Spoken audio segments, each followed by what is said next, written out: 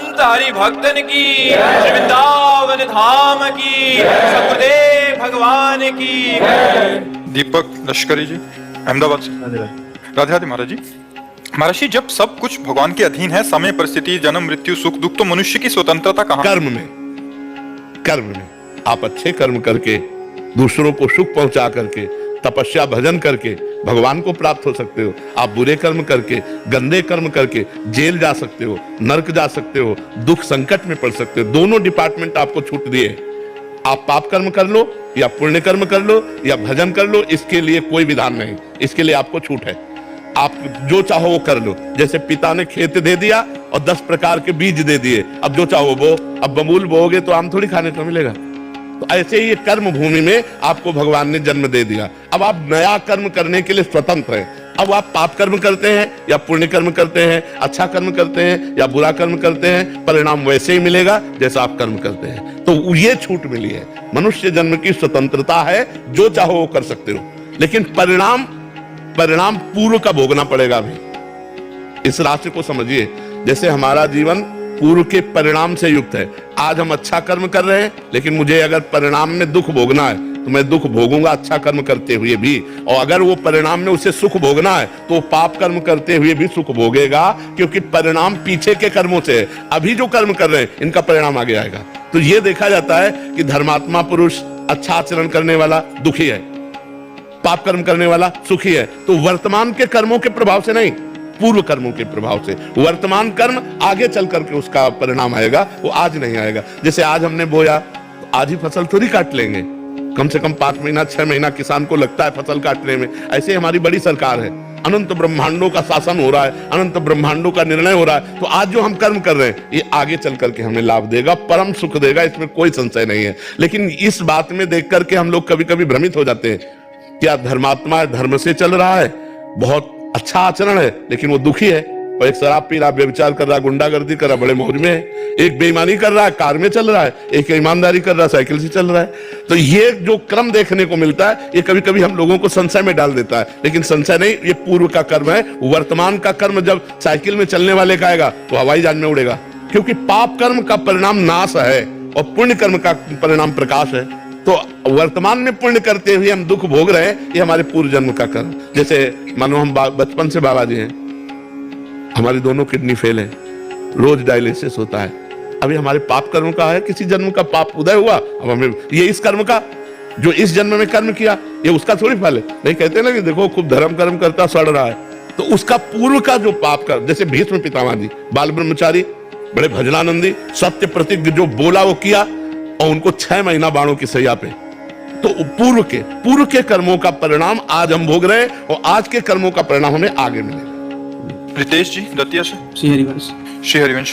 महाराज जी, भगवत प्राप्ति में सबसे बड़ी बाधा क्या है जिससे उपासक को बचना चाहिए? 3 बाधाएं, कंचन, कामिनी और कीर्ति।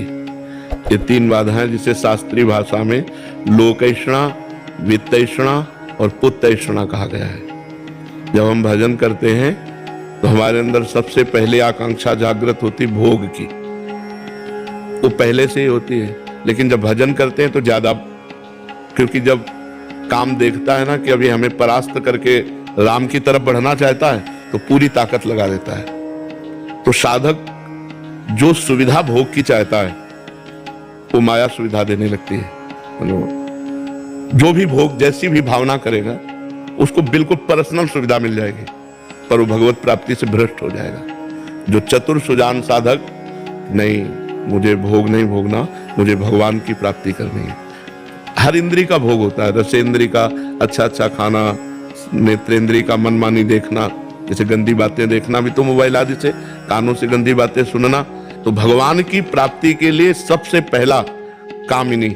कामिनी का तात्पर्य स्त्री से केवल नहीं होता, जो हमारी बुद्धि कामना से युक्त हो गई वो कामिनी हो गई। अब वो जो कामनाएं करेगी भोग की वो प्राप्त होती जाएंगी, लेकिन भगवान नहीं मिलेंगे। दूसरा है कंचन। जब हम भगवान के मार्ग में काम पर विजय प्राप्त करके चलते हैं आगे, तो ये दूसरा परीक्षा के लिए आ जाता है। रुपया, कितना अधिक रुपया हम इकट्ठा कर सके, हमारा कितना वैभव अधिक बढ़ जाए, ये आकांक्षा जागृत होती है। जहां इस आकांक्षा में साधक फंसा तो भगवान की प्राप्ति से गया। अगर इससे भी विजय प्राप्त कर ले गया तो मेरा नाम विश्व में हो जाए, मेरी कीर्ति हो जाए, मेरा सब कोई नमस्कार करते हुए यशगान करे, यहां मिटिया मिट हो गया। अगर इनको पार कर ले जाए तो फिर सिद्धियां आती हैं, रिद्धियां सिद्धियां। रिद्धि सिद्ध पेरे बहु भाई, बुद्धि लोभ दिखावे आई, होए बुद्धि जो परम सयानी, तिन तन चितई नान हित जानी। जो रिद्धियों सिद्धियों का भी त्याग कर दे वो भगवान को प्राप्त होता है। तो भगवान की प्राप्ति में ये बाधाएं हैं, कंचन, कामिनी, कीर्ति और सिद्धियां। सिद्धियों तक पहुंचना तो बहुत मुश्किल बात होती। पहले देखो इतिहास में आता है कि अमुक ऋषि को भ्रष्ट करने के लिए अमुक अप्सरा आई। अब आप कभी नहीं सुनोगे, नहीं सुनोगे। क्यों? जरूरत है नहीं। 100 रुपया में जब आपका काम हो गया तो 1 करोड़ की चेक देने की जरूरत क्या है? हमारी बात समझ रहे ला? समझ में आ रही ना बात हमारी? हाँ, जब 100 रुपया में आप फेल हो गए तो 1 करोड़ की चेक भेज लेंगे। जब मृत्यु लोक के भोगों में आप फेल हो गए तो स्वर्ग के भोग देने की जरूरत क्या है? कोई बिरला भगवान की इस माया के आकर्षण से बच पाता है, नहीं तो कोई कंचन में फंस गया, कोई कामिनी में फंस गया, कोई कीर्ति में फंस गया, और कोई जो तीनों को पार कर गया वो सिद्धियों में फंस गया। चमत्कार, अगर सिद्धियों को पार कर जाए तो भगवान को प्राप्त कर ले। बड़ा कठिन है भगवान को प्राप्त करना, क्योंकि ये इतनी बड़ी बड़ी आकर्षणकारी माया की जो घाटियां हैं, इन घाटियों को पार करना बड़ा मुश्किल है, बड़ा मुश्किल है। बोले कितने हो गए बैंक में? बोले इतने, अब और इतने हो जाए, अब और इतने हो जाए। अब भजन भगवान मिलने के लिए किया था और वो संकल्प बनने लगा। अब 1000 करोड़ हो तो 2000 करोड़ वाला सामने नजर आ रहा है। बोले यार इसको तो क्रॉस करना ही चाहिए, हमारा नंबर इसके ऊपर होना चाहिए। गया वो भगवान की प्राप्ति के लिए जो मार्ग चयन किया था, तपस्या की थी, भजन किया था, वो इसमें सब चला जाता है। बहुत विचित्र भगवान की माया है। इसीलिए शिव विरंचिका मोहई को है बपुरान, अस जिय जान भजी मायापति भगवान। जो हृदय से भगवान की शरण में होकर भगवान का नाम जप करते हैं तो भगवान उसकी रक्षा कर लेते हैं। करो सदा तिनके रखवारी, जिम बालक राखे महतारी। जैसे माँ अपने बच्चे की रक्षा करती है, ऐसे भगवान अपने भक्त की रक्षा करते हैं। ये सब बाधाएं हटा देते हैं, तभी भगवत प्राप्ति होती है।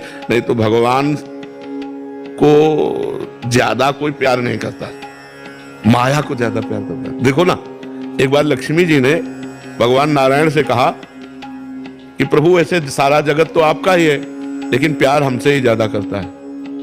भगवान ने कहा नहीं भाई, ऐसी बात नहीं है, हमारे को ज्यादा प्यार करते। बोले चलो परीक्षा करते हैं।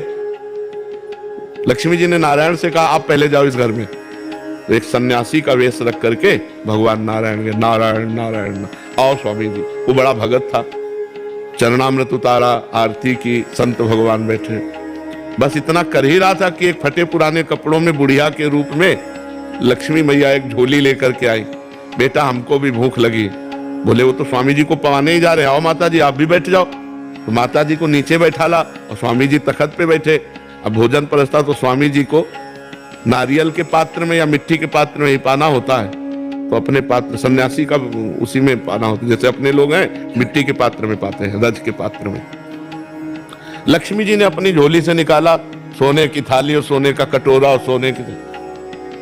भगत ने देखा यार देखने को तो बुढ़िया लेकिन कमाल है।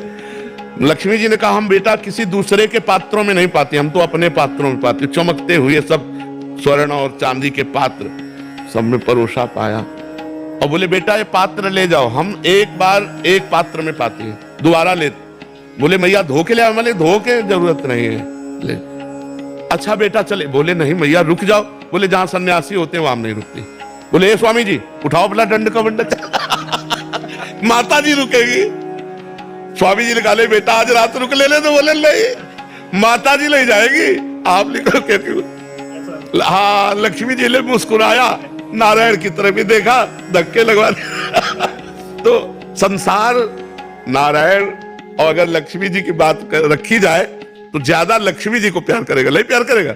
हाँ, ज्यादा माया को प्यार करेगा, मायापति भगवान को। अच्छा, इतने लोगों में अपने लोग ईमानदारी से देखो, हम भगवान को कहां प्यार करते हैं? अगर हम आरती भी करते हैं, पूजा भी करते हैं, तो अपने कल्याण के लिए करते हैं। हमारा काम बन जाए, हमारी कामनाओं की पूर्ति हो जाए, हमारा मुकदमा जीत जाए, हमारा रोग ठीक हो जाए, हमारी अमुक समय, हे भगवान ऐसा। तो हम भगवान को प्यार नहीं करते, हम भगवान को इसलिए पूजते हैं कि हमारी कामनाओं की पूर्ति हो जाए। कोई विरला भगवान को प्यार करता होगा, नहीं भगवान से भी हम लक्ष्मी जी मानते हैं, नहीं मानते भगवान हमको ऐसा। तो ये बहुत कठिन बात है कि हम भगवत प्राप्ति करना चाहें। तो कंचन, कामिनी, कीर्ति और सिद्धियां ये भगवत प्राप्ति में बाधक हैं। इन पर जो विजय प्राप्त कर ले वो भगवान को प्राप्त